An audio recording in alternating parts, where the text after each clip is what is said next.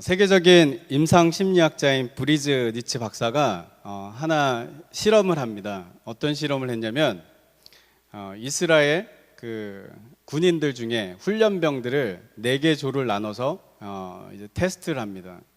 1조는 20km 행군을 한다고 하면서 매 5km마다 이제 몇 킬로 남았다, 몇 킬로 남았다 이야기를 해주면서 이제 행군을 합니다.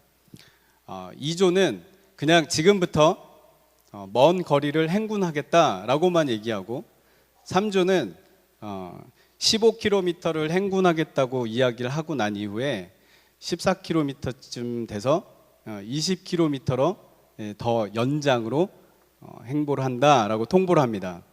나머지 4조는 25km를 가겠다고 얘기하고 14km쯤 돼서 20km로 줄여서 단축으로 한다라고 이제 통보를 합니다.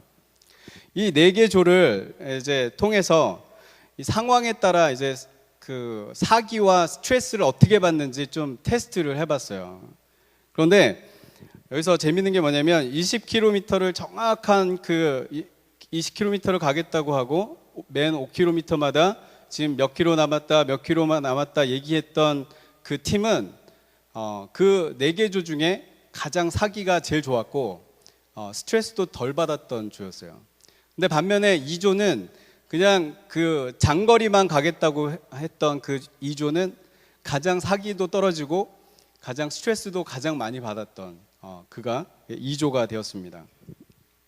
그런데 예상거리보다 짧게 행군했던 4조가 예상거리보다 더 길게 행군한 3조보다 훨씬 사기도 저하되고 스트레스도 많이 받았다는 점이죠.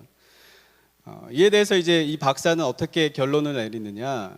인간에게 있어서 어려움이나 편안함보다는 소망과 절망이 인간에게 중요한 문제고, 인간이 가장 큰 스트레스를 받을 때는 언제냐면 어려울 때가 아니라 소망이 없을 때라는 거예요.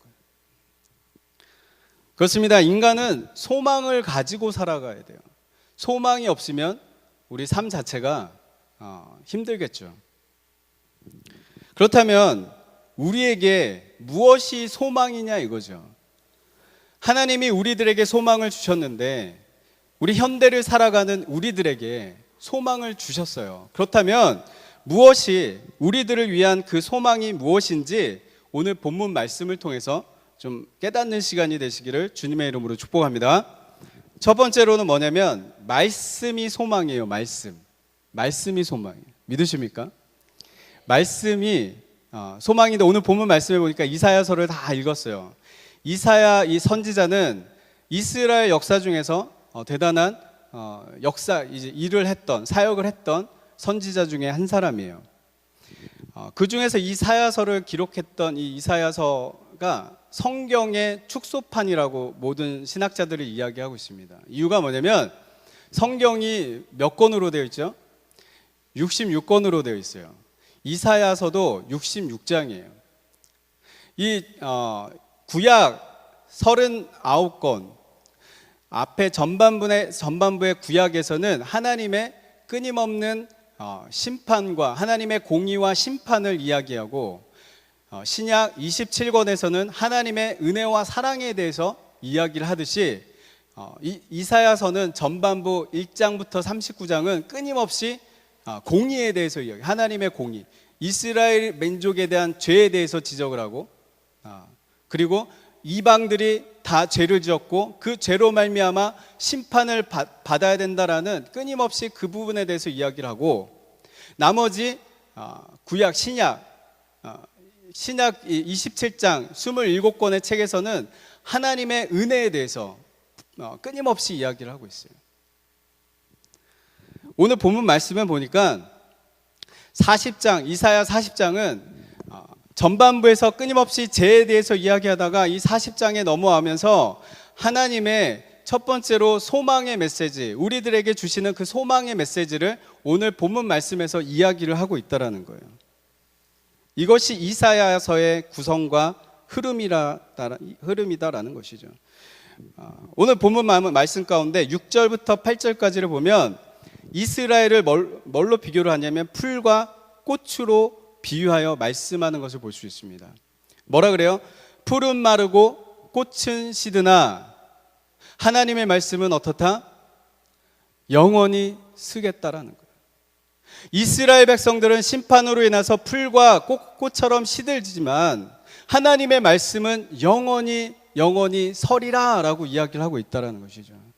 우리 인생도 마찬가지예요. 우리 인생도 언젠가는 풀처럼 마르고 꽃처럼 시드는 게 우리들의 인생입니다. 그렇지만 하나님의 말씀은 영원히 쓰는 줄 믿습니다. 무엇이 이스라엘에게 있어서 소망이었습니까?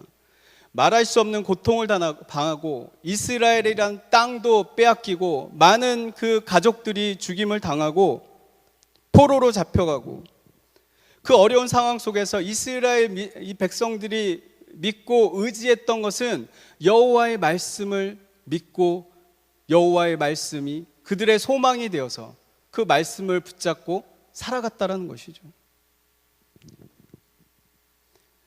여러분들, 무엇이 오늘 이 시대, 우리가 살아가는 이 시대에 여러분들은 무슨 소망을 가지고 살아가고 계십니까? 어느 백화점에서 2016년 판매 전략을 위해서 직장인들을 대상으로 새해 소망에 대해서 설문조사를 했어요. 그랬더니 1등이 뭘로 나온지 아세요?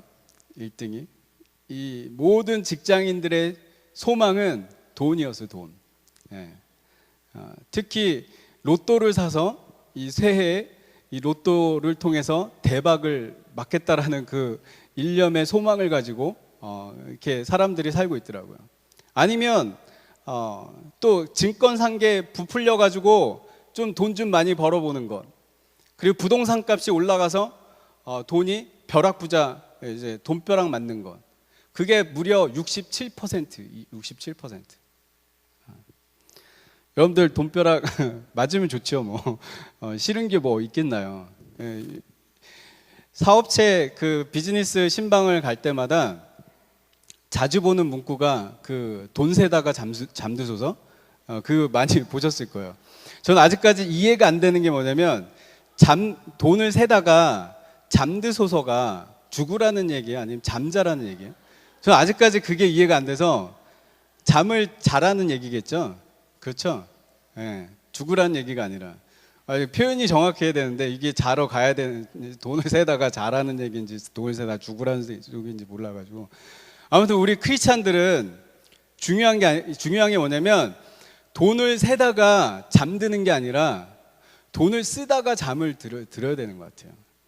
정확한 표현은 돈을 쓰다가 잠을 자든지 돈을 쓰다가 돌아가시든지 둘 중에 하나 정확하게, 우리 크리스찬들은 돈을 세다가 잠들지 말아주세요. 우리 크리스찬들은 나중에 뭐 비즈니스 어디 꼭 화분 보낼 때 문구를 돈 세다가 그러고 하지 마시고 돈 쓰다가 잠드소서 이렇게 해주세요. 이게 중요한, 우리 크리스찬들은 돈 세다가 돈 그 갖고 있다가 죽으면 어떻게 해요? 하나님은 우리들에게 물질을 준 이유는 뭐냐면 하나님의 나라와 하나님의 뜻을 위해서 물질을 쓰라고 주신 거예요. 믿으십니까? 네. 어찌됐든 모든 사람들의 인생들의 소망이 뭐냐면 돈에 대한 소망이 너무나도 크다는 거예요. 뭐 두 번째는 건강 문제, 승진 문제, 뭐 여러 가지가 나왔는데 이 모든 것이 우리들에겐 필요해요.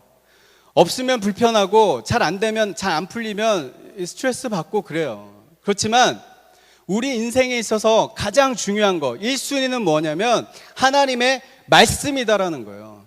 하나님의 말씀을 믿고 여러분들의 그 말씀을 가지고 여러분들의 인생의 1순위를 가지고 품고 마음에 품고 그 말씀대로 살아갈 때 이것이야말로 하나님이 기뻐하시는 인생인 줄 믿으시기를 바랍니다.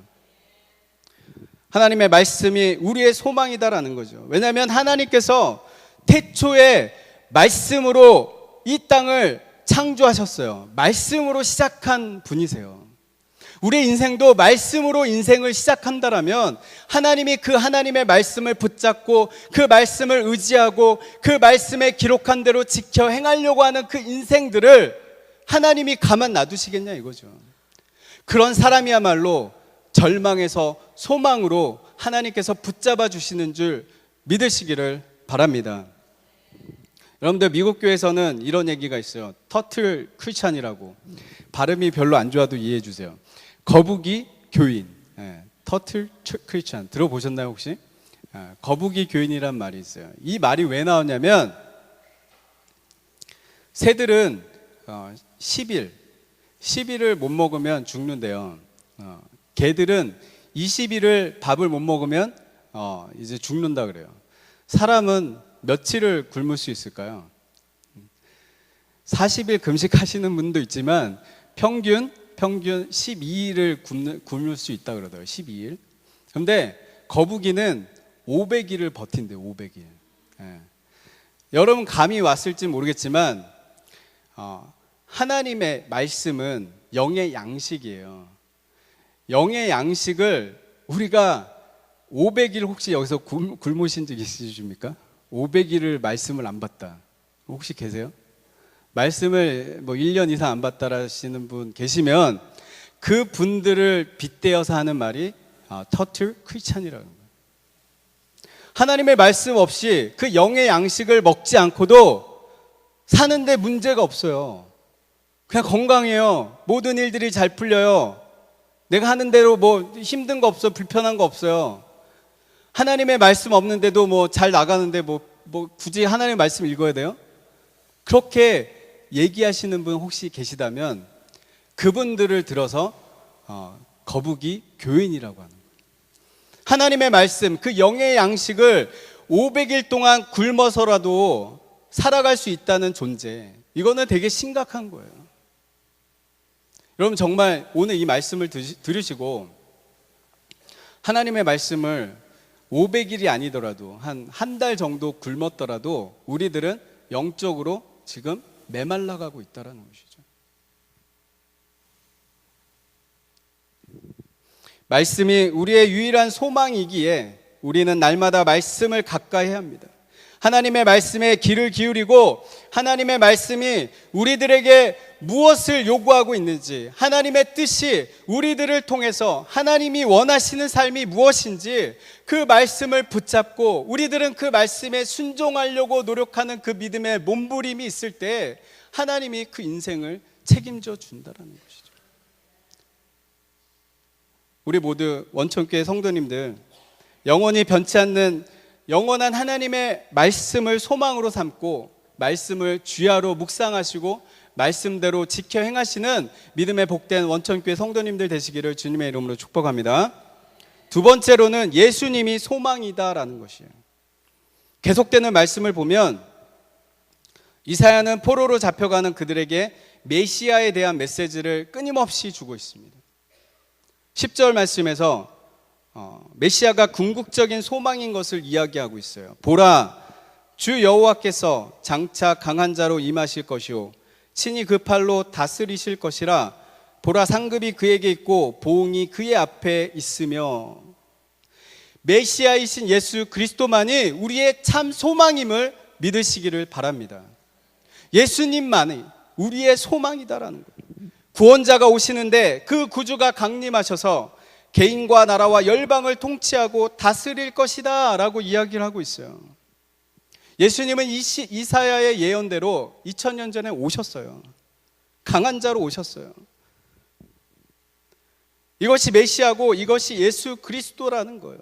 11절 말씀에 보니까 예수가 이 소망인 것을 더 구체적으로 이야기하고 있어요. 11절 말씀 보니까 그는 목자같이 양떼를 먹이시며 어린 양을 그 팔로 모아 품에 안으시며 젖먹이는 암컷들을 온순히 인도하시리로다. 목자같이 양떼를 마음에 품는데요. 성경에 목자는 누구세요? 예수님이세요. 양은 누구예요? 우리들이 양이라는 거예요. 우리의 정체성이 양이라는 거예요. 목자와 양의 관계는 목자가 이 땅에 메시아로 오셔서 우리의 구세주가 되셔서 우리의 삶을 품으시고 우리의 삶을 인도하시고 우리가 필요를 따라 하나님이 예수님이 목자 되신 예수님이 채워주시고 꼴을 따라 먹여주시는 분이 목자 되신 예수님이다라는 것이에요. 예수님은 우리와 떨어지면 안 돼요. 우리의 삶, 우리 양이 예수님과 떨어져서 양이 제 갈 길 간다라면 양은 결국은 죽음의 길로 가게 되어 있다라는 것입니다. 양의 존재, 우리 크리스천들은 예수님, 목자 되신 예수님과 늘 곁에 붙어 있어야 돼요. 붙어 있어야지 살 수 있다라는 거예요. 만약에 양이 목자의 음성을 안 듣고 목자 곁을 떠나서 제 갈 길을 간다, 그러면 양은 왜 죽느냐? 굶어서 죽던지, 이리 때 만나서 먹혀 죽던지, 주위로부터 얼어 죽던지. 이 양은 죽으러 가는 인생이 목자와 떨어질 때 이 양은 죽으러 가는 인생이다라는 거예요. 양은 목자와 옆에 있을 때 가장 복된 삶이고 가장 행복한 삶이고 가장 완벽한 삶인 줄 믿습니다. 그래서 예수님이 우리의 소망이 되시고 예수님만이 우리의 소망이 되셔서 우리가 예수님 곁에 늘 꼭 붙어 있어야지만 우리 인생이 가장 복된 인생인 줄 믿습니다. 예수님 말고 세상에 자꾸 눈을 돌리는 그 사람들을 본다라면 하나님은 마음 아파하세요. 마음 아파하세요. 하나님이 다루세요. 여러분들, 제가 신방을 다니면서 보니까 아이를 계속 사모하다가 어렵게 임신을 해서 아이를 가진 가족들이 의외로 많이 계시더라고요. 어떤 분은 5년 동안 간절히 사모하다가 아이를 가졌고, 어떤 분은 10년 이상 간절히 사모하다가 아이를 가진 가족이 있더라고요.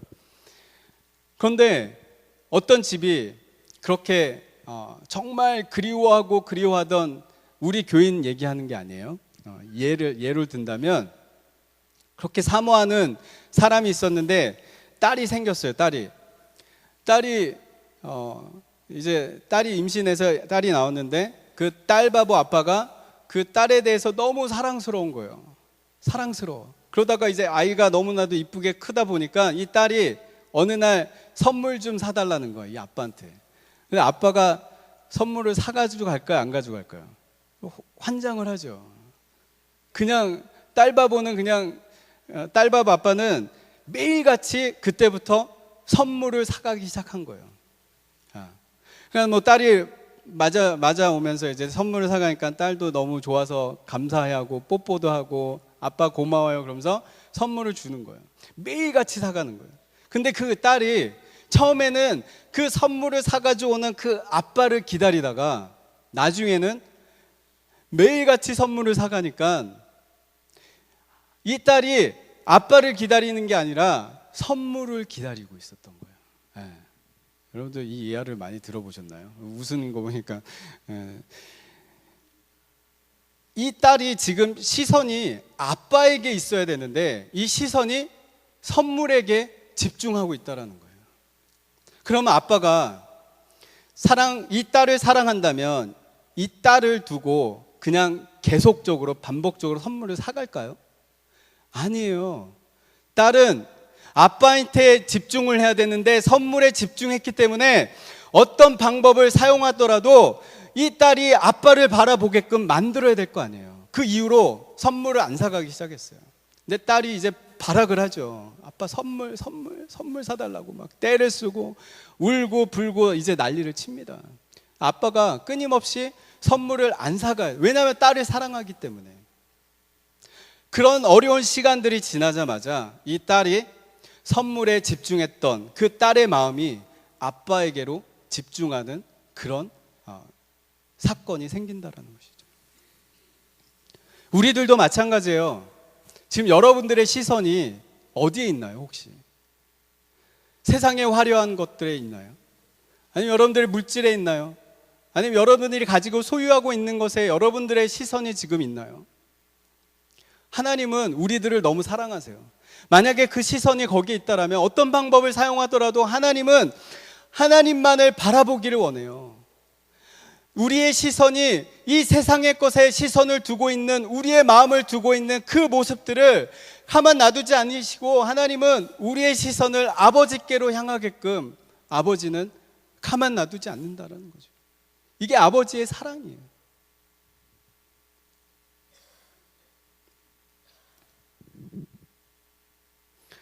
우리들 가운데 여기 예배에 나오신 분들은 당연히 예수 없이 살 수 없는 우리 성도님인 줄 믿습니다. 예, 믿죠? 예. 예수 없이 살 수 없는 분위기 때문에 오늘 투표 노는 날인데 투표 다 하고 오셨죠? 투표 다 했나요? 투표하고 다들 놀러 갔는데 밤늦게 이렇게까지 오신다는 거는 예수님 없이 살 수 없기 때문에 이 자리에 나왔다고 저는 믿어요. 혹 만약에 우리들이 예전에는 우리가 첫사랑을 생각했을 때, 우리들의 그 과거를 생각했을 때 예수님 없으면 예수님 그 예수님 한마디만 해도 가슴이 뛰고 눈물 흘렸던 그 시간들이 분명히 있을 거예요.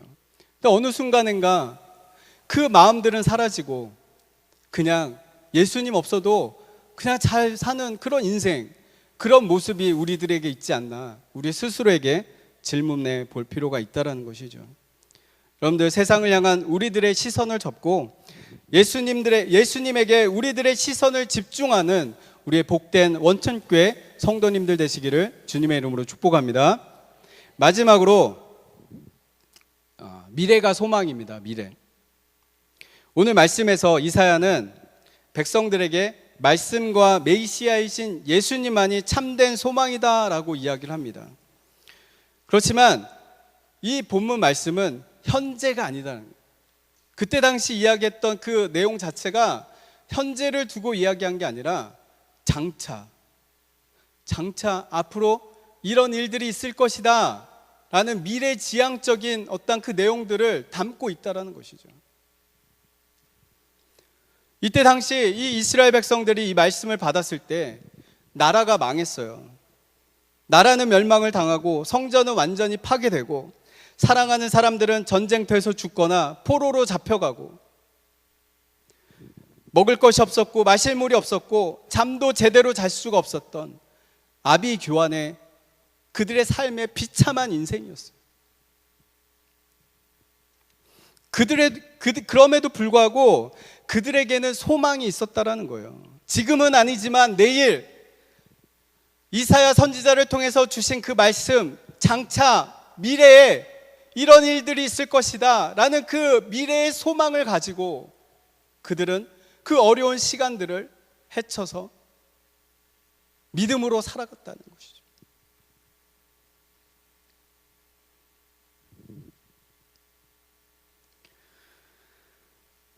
오늘은 고통이지만 내일은 소망이라는 말입니다. 이것이 소망이었습니다. 우리들에게 있어서 다가올 미래, 나타날 영광, 예수님이 이 시대는 예수님이 오시기 전에 이야기했기 때문에 우리 시대는 예수님 오셨어요. 그렇다면 우리들의 미래는 무엇입니까? 우리들의 미래는 미래가 소망이라 그랬는데 여러분들의 미래는 무엇입니까? 우리들이 지금 미래가 소망이라 그랬는데 우리들의 미래는 무엇이냐면 예수님이 장차 이 땅에 오신다라고 이야기하셨어요. 예수님이 장차 오신대요. 예수님이 미래에 언제 어떻게 오시냐면은 장차 도둑처럼 오신대요. 분명히 이 땅에 예수님이 미래에 오실 줄 믿습니다. 우리들이 그것을 믿는 그 재림신앙으로 살아가는 것이 우리 크리스찬들의 삶이다라는 것이죠. 오늘 저는 가족과 함께 부활이라는 영화를 봤어요. 저는 뭐 투표를 하지를 못하고 우리 아내는 투표를 하고 와서 시간을 내서 오전에 부활이라는 영화, 그 부활절 때 원래 나왔던 영화인데 시간이 안 돼서 오늘 보게 됐어요. 여러분들 부활 다 보셨나요 혹시? 부활 영화 보셨나요? 다 안 보셨나 봐요. 대답이 없는 거 보니까 안 보셨네요. 부활을 그 영화를 보면서 그 부활 내용 자체가 그 빌라도의 오른팔이었던 사람, 그리고 로마 군대의 수장 클라비우스라는 그 사람의 관점에서 이 부활이라는 그 기적을 보고 또 부활하신 그 예수님을 그 만나면서 이 클라비우스라는 사람이 변하는 내용들이에요.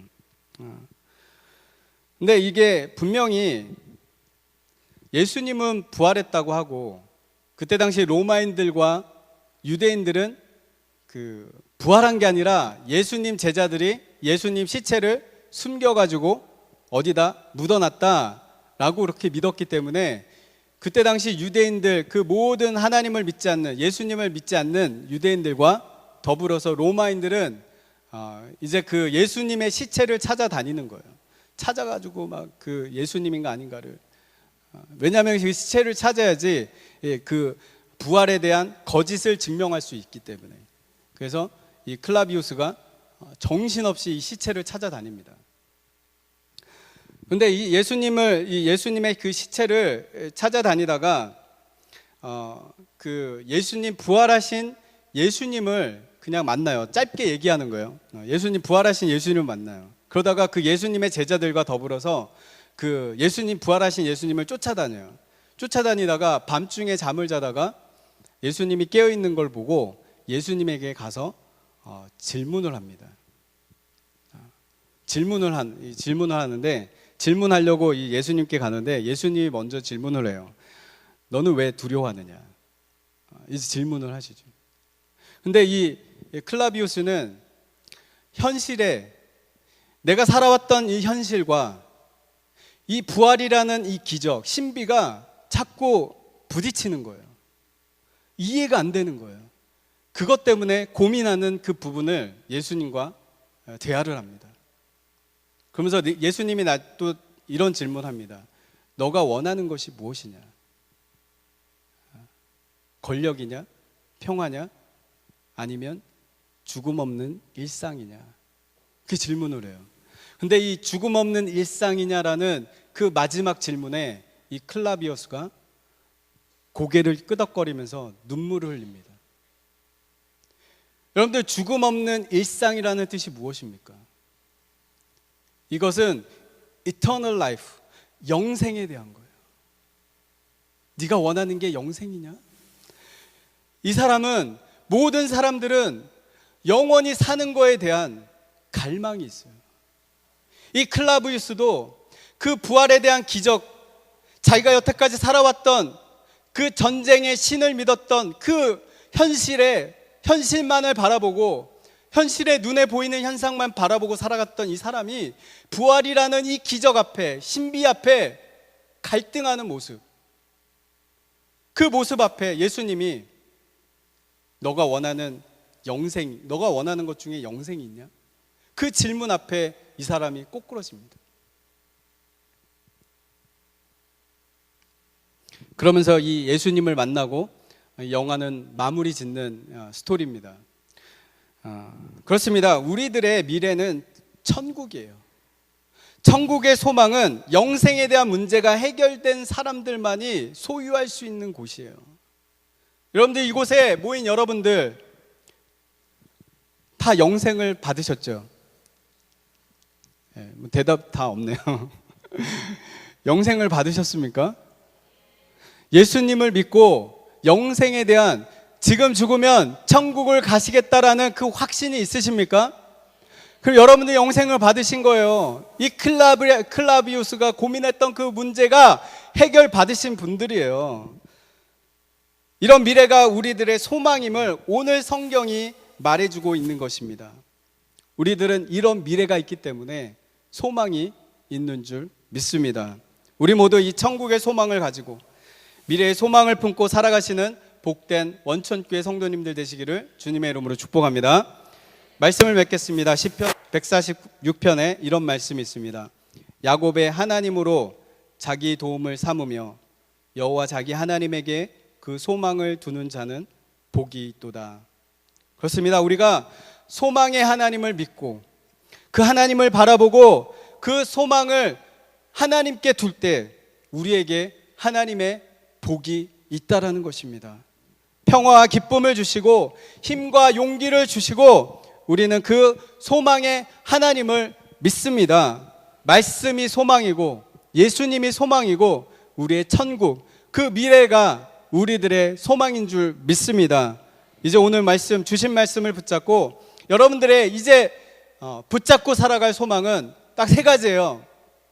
예수님, 말씀, 우리 천국, 이 세 가지를 붙잡고 오늘 기도하시면서 우리의 평생 소망이 그 세 가지가 되게 해달라고 이렇게 찬양하면서 기도하는 시간을 갖겠습니다.